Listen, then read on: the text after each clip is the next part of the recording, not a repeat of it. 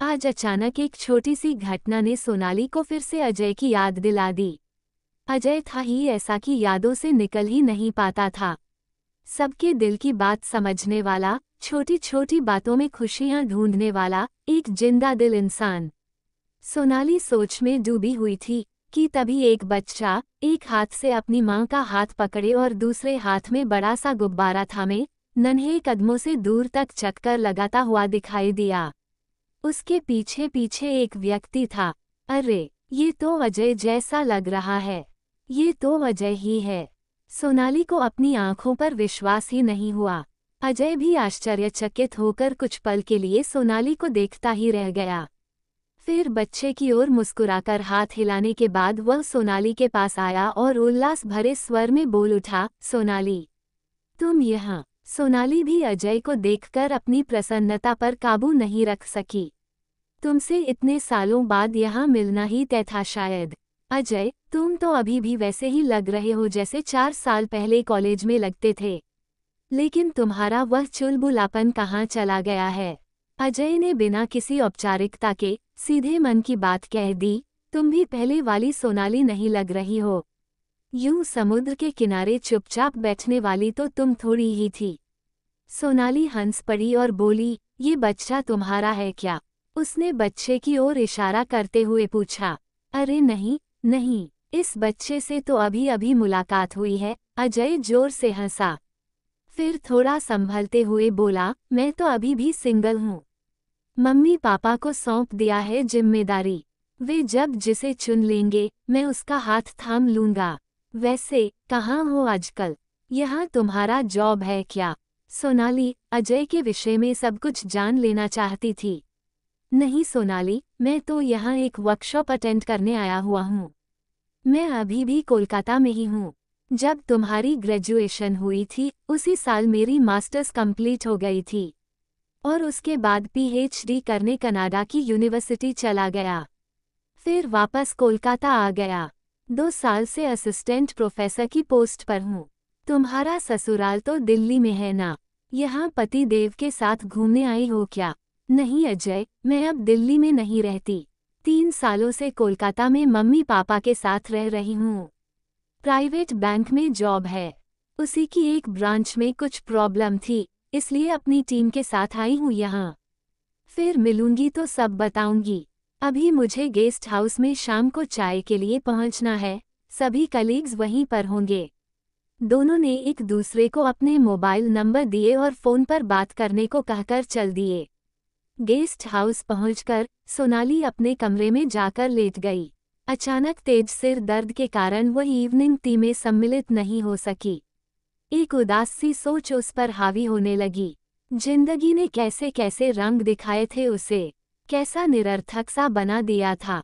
वह 1 वर्ष का विवाहित जीवन, रोहन का प्यार पाने के लिए उसने क्या क्या नहीं किया, कैसे कैसे बदलने का प्रयास नहीं किया उसने स्वयं में। लेकिन फिर भी वह रोहन की चहेती नहीं बन सकी। रोहन की पसंद के कपड़े पहनना, उसकी पसंद का खाना कुक से बनवाना और स्वयं भी वही खुशी खुशी खाना। उसके दोस्तों के आने पर सेवा में कोई कमी ना रहने देना। आगे की पढ़ाई और नौकरी का सपना देखना भी छोड़ दिया था उसने। अपनी ओर से जी जान निछावर करने पर भी वह रोहन की आंखों की किरकिरी ही बनी रही। इस रिश्ते का अंत तलाक नहीं होता तो क्या होता? सोनाली का दिल बार बार अपने माता पिता से एक ही सवाल करने को बेचैन हो उठता था, क्या कमी थी अजय में? उसकी निम्न जाति ही क्यों खटक रही थी आपकी आंखों में? तो फिर उच्च जाति वाले रोहन ने कौन सा सुख दे दिया है मुझे? कितने खूबसूरत थे वो दिन जो अजय के साथ बिताए थे। सोनाली ने जब कॉलेज में एडमिशन लिया तो अजय के चर्चे हर तरफ सुनाई देते थे। वो खुद भी उसके आकर्षक और बुद्धिजीवी चरित्र से प्रभावित हुए बिना नहीं रह सकी। पढ़ाई की बात हो या जिंदगी की, अजय हमेशा मदद के लिए तत्पर रहता था। सोनाली को बीए के 2य वर्ष में जब इकोनॉमिक्स के कुछ गणितीय अवधारणाओं को समझने में मुश्किल हो रही थी तो वो अजय के पास मदद मांगने चली गई। अजय उस समय एमए कर रहा था, लेकिन अपने बीए के ज्ञान के सहारे उसने सोनाली को सब कुछ इस तरह समझाया जैसे मुश्किल कुछ थी ही नहीं। उसकी इस मदद ने सोनाली को न सिर्फ समझाया बल्कि उसके दिल में अजय के लिए कुछ खास एहसास भी भर दिए। धीरे धीरे सोनाली को महसूस होने लगा कि अजय का साथ उसे संबल देता है, और फिर उसके दिल में अजय के नाम की ठंडी हवा बहने लगी। ये हवा सिर्फ सोनाली तक सीमित नहीं रही, अजय के दिल के समुद्र में भी प्यार की तरंगें उठने लगीं। कॉलेज में वे अक्सर मिलते, घंटों बातें करते। उनके विचारों में फर्क था, शौक भी अलग थे, पर फिर भी कुछ था जो उन्हें एक दूसरे से जोड़ रहा था। शायद अजय का मर्यादित स्वभाव और उसका स्त्री मन को गहराई से समझने की खूबी। लेकिन इतने करीब होने के बावजूद दोनों अपने दिल की बात कहने का साहस नहीं जुटा पा रहे थे। और फिर एक दिन वो बात अचानक उनकी जुबां पर आ ही गई। कॉलेज की तरफ से एजुकेशनल ट्रिप के दौरान जब वे दक्षिण भारत गए तो दोनों के दिलों की गहराई और प्यार खुद ब खुद उनकी आंखों और बातों में झलकने लगा। यही वो पल था जब वे अपने अपने दिल की बात कहने से खुद को रोक नहीं पाए। उस दिन अपने अपने अध्ययन क्षेत्रों में घूमने के बाद सभी विषयों के छात्र और अध्यापक शाम के समय बीच पर चले गए। वहां जाकर कुछ लड़के लड़कियां गपशप में व्यस्त हो गए तो कुछ एक दूसरे का हाथ थामे पानी में लहरों के आने जाने का आनंद लेने लगे। सोनाली बालू पर बैठी बड़ी तन्मयता से एक घरौंदा बनाने में मग्न थी। दोस्तों से अलग बैठी सोनाली को देखकर अजय का मन उसके पास बैठने को बेचैन हो उठा। कुछ देर बाद अजय चाय बेचने वाले से 2 कप चाय लेकर सोनाली के पास चला गया। बातें करते हुए अजय की नज़र सोनाली के बनाए रेत के घरौंदे पर पड़ी। वो खुश होकर बोला, कितना सुंदर है ये छोटा सा रेत का मकान, और ये दिल का आकार बीचों बीच बना हुआ। उसमें हमारा नाम लिखा है, अजय और सोनाली।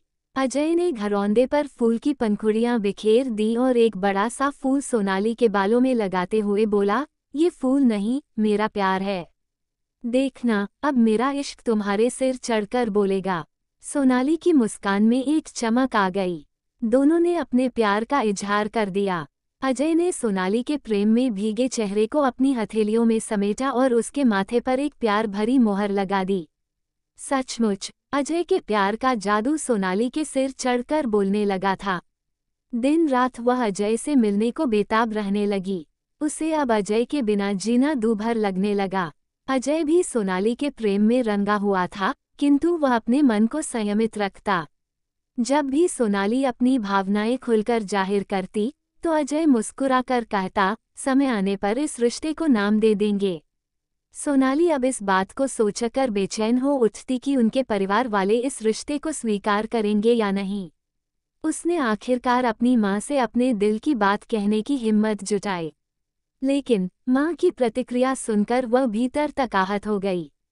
मां ने चौंक कर कहा, यह क्या कह रही हो सोनाली? धीरे बोलो। अच्छा हुआ जो तुमने यह बात अपने भैया दीपक के सामने नहीं की। वो तो तुम्हारे कॉलेज जाने पर भी रोक लगवा देगा। फिर मां ने कमरे का दरवाजा धीरे से बंद किया और नाराजगी से बोली, तुम्हें पता है ना कि अजय नीची जाति से है। हमसे पाप करवाओगी क्या, नीची जाति वालों से संबंध बनवाकर? मां की बातें सुनकर निराश सोनाली शाम को पापा के आने का इंतजार करने लगी। लेकिन उसे अपनी दुलारी बेटी कहने वाले पापा ने भी मां का समर्थन किया। उन्होंने साफ शब्दों में कहा, अजय के बारे में सोचना छोड़ दो। हमने तुम्हारे लिए अपने मित्र के बेटे रोहन का रिश्ता तय कर दिया है। सोनाली का दिल टूट गया। उसे समझ नहीं आ रहा था कि वह अपनी खुशी के लिए लड़े या परिवार के आदेश को माने। रोहन का परिवार काफी संपन्न था। उनके विदेश तक फैले बिजनेस का रोहन ही अकेला उत्तराधिकारी था। सोनाली की मां ने प्रसन्नता से कहा, मैं तो अब सोनाली के लिए लड़के देखने की बात आपसे करने ही वाली थी। इसका बीए फाइनल ईयर है। अच्छा हुआ कि आपकी पहचान में रोहन जैसा लड़का है। सोनाली के पिता ने कहा, कल संडे है, मैं उन लोगों को फोन कर घर आने का निमंत्रण दे देता हूँ। ये कहकर उन्होंने जेब से अपना मोबाइल निकाला। तभी सोनाली ने हड़बड़ा कर कहा, पापा अभी मुझे बहुत पढ़ाई करनी है। अजय को तो मैं बस पसंद करती हूँ, इसलिए आपको बताना चाहती थी, लेकिन शादी के बारे में तो मैं अभी सोच भी नहीं रही हूँ। सोनाली की बात सुनकर उसकी माँ ने कहा, अरे हम बस यूं ही मिलने के लिए बुला लेते हैं। इसमें क्या है? सोनाली के पिता शेखर ने बिना देरी किए रोहन के घर फोन लगा दिया। माँ पापा अजय के साथ सोनाली का रिश्ता किसी भी कीमत पर खत्म करना चाहते थे। अगले दिन रोहन अपने परिवार के साथ आ गया। सोनाली ने कुछ देर सबके साथ बैठने का दिखावा किया और फिर अपने कमरे में चली गई। इसी दौरान उसके घरवालों ने रोहन के परिवार के साथ दोनों के रिश्ते की बात कर ली। रोहन की मां ने अपने गले से सोने का हार उतारकर सोनाली के गले में पहना दिया। सोनाली को वह हार एक बोझ सा लग रहा था। उसके पिता ने नोटों की गड्डियां निकालकर रोहन की झोली में डाल दी। दोनों के माता पिता ने एक दूसरे को शुभकामनाएं देकर रिश्ता पक्का कर दिया। सोनाली लुटी हुई सी यह सब देखती रह गई। रात का खाना खाकर उनके जाने के बाद सोनाली मुरझाए फूल सी अपने बिस्तर पर पड़ गई। अब क्या होगा? अजय को ये सब कैसे बताऊंगी? मैंने तो कुछ और सोचा था, और क्या हो गया? सोनाली का मन बहुत अशांत था। रात भर वह रोती रही। सुबह होते ही वह जल्दी जल्दी तैयार हुई और कॉलेज के लिए निकल पड़ी। वहां पहुंचते ही वह सीधे अजय के क्लासरूम में चली गई। अजय को देखते ही रंधे गले से सोनाली ने बात शुरू की। अजय, मेरे परिवार वालों के मन में मेरे लिए जरा सा भी स्नेह नहीं है। उनका असली चेहरा अब दिख गया है मुझे। अभी तक वे मुखौटे लगाकर रह रहे थे। और फिर सोनाली ने रोते हुए पूरी बात अजय को बता दी। अजय कुछ समझ ही नहीं पा रहा था। अभी तो वह अपनी पैरों पर खड़ा भी नहीं हुआ था, फिर सोनाली को अपने साथ घर बसाने के लिए कैसे कह देता। सोनाली की बेबसी और अपनी लाचारी देख उसने अपनी पीड़ा को भीतर ही दबा लिया। मुस्कुराता चेहरा अपने उदास चेहरे पर चढ़ाकर उसने सोनाली से कहा, तुम्हें परिस्थितियों से समझौता कर लेना चाहिए। अपने माता पिता की बात मान लो। सोनाली ने भी दिल पर पत्थर रख लिया। वार्षिक परीक्षा के बाद रोहन से बातें करते हुए वह जान गई कि रोहन का असली चेहरा कुछ और ही था। एक विनम्र, चरित्रवान और निश्चल व्यक्ति का मुखौटा लगाकर वह सबको धोखे में रखता था। वह रोज घर देर से आता था और यह उसकी आदत बन चुकी थी। आखिरकार विवाह हो गया। विवाह के 2 माह बाद सोनाली को रोहन का असली रूप दिखने लगा। रोहन शराब पीकर आता, सोनाली को डांटता फटकारता और अन्य स्त्रियों से संबंध रखना उसकी आदत थी। मदिरा के नशे में कभी कभी वह सोनाली पर प्यार जताता, लेकिन अगले ही दिन वही प्यार गायब हो जाता। पत्नी रोहन की नज़र में केवल एक देह थी। सोनाली के लिए उसके पास कोई भावनाएं नहीं थीं। तभी तो सोनाली का भावनात्मक होना उसे मजाक लगता था। उसका प्रेम रोहन को कमजोरी की निशानी लगता। सोनाली अब उसकी वस्तु बन चुकी थी, जिसे वो कभी खोने नहीं देना चाहता था। सोनाली अपने आप को खुश रखने की हर मुमकिन कोशिश करती। वो खुद को समझाती रहती, शायद एक दिन रोहन का मन बदल जाएगा। लेकिन सुधरने की बजाय रोहन की निर्लजता दिन ब दिन बढ़ती ही जा रही थी। हद तो तब हो गई जब उसने अपनी पुरानी गर्लफ्रेंड को घर पर बुलाना शुरू कर दिया। सोनाली को अपना ही घर पराया लगने लगा। एक दिन जब सोनाली ने इस पर विरोध किया तो रोहन ने उसे संकीर्ण विचारधारा वाली, पिछड़ी हुई औरत कहकर मजाक उड़ाया। वह चिढ़ते हुए बोला, तुम जैसी ओल्ड और मेंटल औरत के लिए मेरे दिल में कभी जगह नहीं हो सकती। चुपचाप घर के कोने में पड़ी रहा करो। पैसा जब चाहे मांग लेना, कभी मना नहीं करूंगा।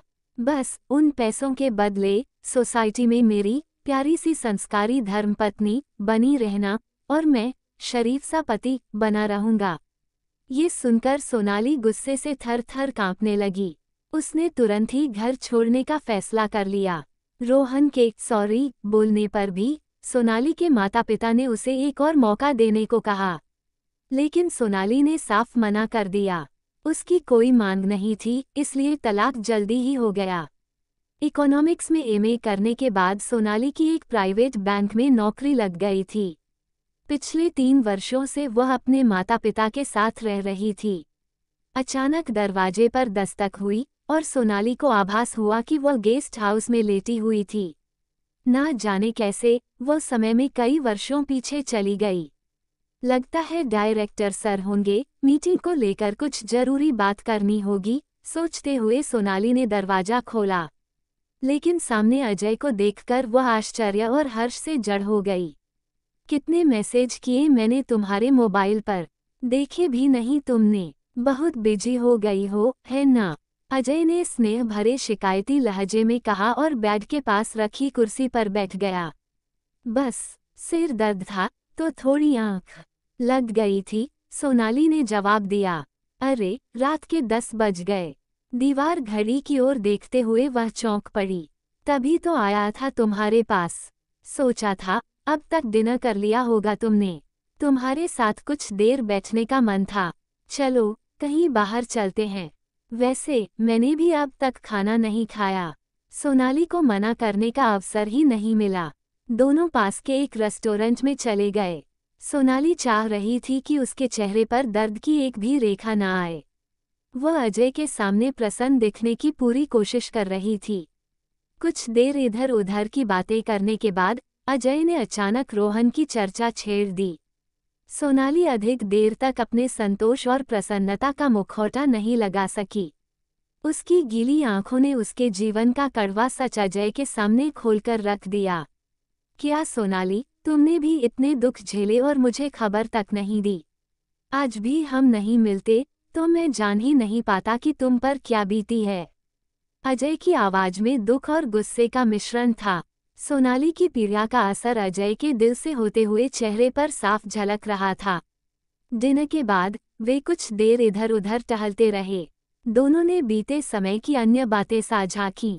अजय सोनाली को गेस्ट हाउस तक छोड़ने आया। इसके बाद जितने दिन वे गोवा में रहे, काम से समय निकालकर कहीं ना कहीं घूमने निकल जाते। समुद्री तटों पर घूमते हुए सोनाली को वह पल याद आ ही जाता जब वे स्टडी टूर पर गए थे।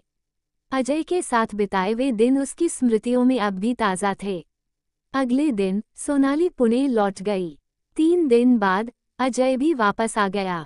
पुणे आने के बाद अजय और सोनाली अक्सर मिलने लगे। कभी शाम को ऑफिस के बाद चाय कॉफ़ी, तो कभी रविवार को मॉल में मुलाकात होती। सोनाली यह सब घर पर बताकर किसी बवंडर को खड़ा नहीं करना चाहती थी। लेकिन एक दिन उनके मित्र प्रकाश ने अपने विवाह का कार्ड देने के लिए रेस्टोरेंट में कुछ दोस्तों को बुला लिया। सबसे पहले अजय और सोनाली पहुंचे। वे जाकर बैठे ही थे कि सोनाली की नज़र सामने की टेबल पर पड़ी। दीपक भैया अपने एक मित्र के साथ वहां बैठे थे। सोनाली का दिल एकदम धड़कने लगा। प्रकाश और अन्य दोस्तों के आने तक अजय और सोनाली दीपक भैया के पास जाकर बैठ गए।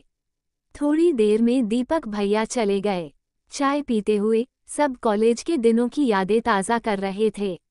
ठहाकों के बीच सोनाली भी मुस्कुरा रही थी, लेकिन उसके भीतर भय का साया मंडरा रहा था। घर जाने पर पता नहीं क्या होगा। दीपक भैया अजय को लेकर मम्मी पापा से क्या कहेंगे, ये सवाल उसके मन को झकझोर रहा था। रेस्टोरेंट से निकलकर सोनाली ने जब अपने मन का डर अजय के सामने रखा तो उसने आश्वासन देते हुए कहा, किसी भी समय तुम्हें मेरी ज़रूरत हो बस कॉल या मैसेज कर देना। मैं जल्द से जल्द तुम्हारे घर पहुंचकर तुम्हारे परिवार वालों को समझा दूंगा।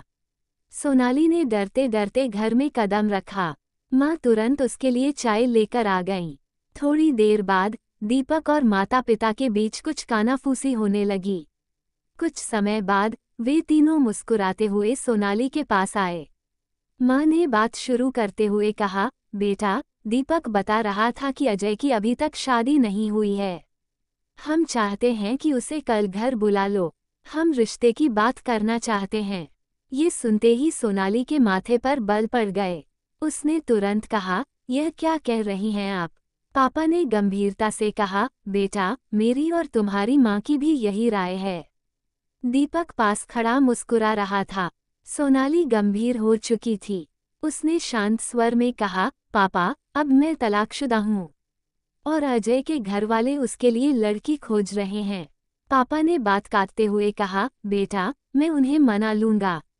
बस तुम अजय से मिल लो। सोनाली ने अगले दिन अजय से मिलकर यह खुशखबरी सुनाई। अजय खुशी से उछल पड़ा और सोनाली को अपनी गोद में उठा लिया। वो उसे गोल गोल घुमाने लगा जब तक कि दोनों चक्कर खाकर गिर नहीं गए। फिर अजय ने सोनाली के माथे को चूमते हुए कहा, अब हम एक नई शुरुआत करेंगे। 2 हफ्ते बाद दोनों के घर वालों की रजामंदी से धूमधाम से उनकी शादी हो गई। उनका यह नया सफ़र खुशियों और उम्मीदों से भरा हुआ था। तो आज की कहानी में बस इतना ही। दोस्तों, आपको ये कहानी पसंद आई हो तो वीडियो को लाइक करें और चैनल पर नए हैं तो सब्सक्राइब करना ना भूलें। और वीडियो देखने के लिए आपका धन्यवाद।